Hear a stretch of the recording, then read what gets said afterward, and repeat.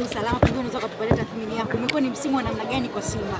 Tunashukuru Mungu tumemaliza msimu na tunaamini kwamba tutaendelea kujipanga kwa ajili ya mechi na mashindano yanayofuata. Mmekosa ubingwa na mlikuwa mna uwezo wa kuchukua ubingwa huu. Kwenu mnatafsiri vipi? Ni anguko pia kwa watani zenu pia wanachukua mara 5 mfululizo? Kukiwa na mazingira ya kiushindani na timu zote 16 zinazoshiriki ligi kuu zikiwa treated the same na kukiwa na fair competition, naamini bingwa anaweza kupatikana vizuri. Asante sana. Inamaanisha mmebakiza kombe moja la FA. Mnakwenda kujipangaje kuhakikisha mnachukua taji? Tunajiandaa, tutashare mechi siku ya tarehe 4 na tunaamini kwamba tutakuwa na matokeo mazuri. Mwenyekiti, umezungumzia hapo fair competition. Unaamini kuna imetumika kwa nyima ubingwa msimu huu? Unajua, nyinyi waandishi huwa mnauliza maswali ambayo mnayajua, ila mnataka mtu mwingine aseme mnayotaka nyinyi kuyasema.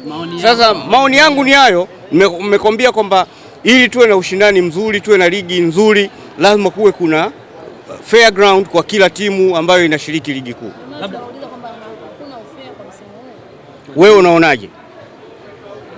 Mimi ndio ni mwandishi na kuuliza wewe unasemaje, msimu ulikuwa uko fair? Kulikuwa na makosa mengi ya kibinadamu kwa waamuzi. Ambayo yanatokea kwa upande mmoja tu.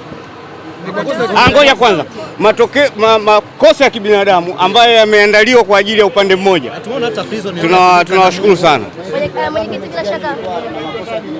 Kuna mechi ambazo matokeo yameshatoka alafu wanaadhibiwa, alafu vile vile na sisi tumeshapoteza. Wewe unategemea nini?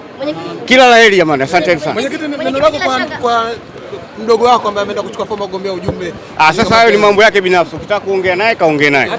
Mimi zaidi tu niseme tu kwamba sisi tunawashukuru sana taasisi zote, kwa maana ninyi waandishi. Tunawashukuru washabiki wetu ambao wameiunga mkono timu kuanzia mwanzo mpaka mwisho wa msimu, na wadau wengine wote ambao ni sehemu ya mchezo huu wa soka ambao ni mchezo pendwa.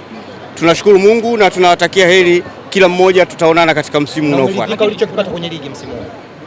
Siwezi kusema nimeridhika na nimeshasema maoni yangu awali. Asanteni sana.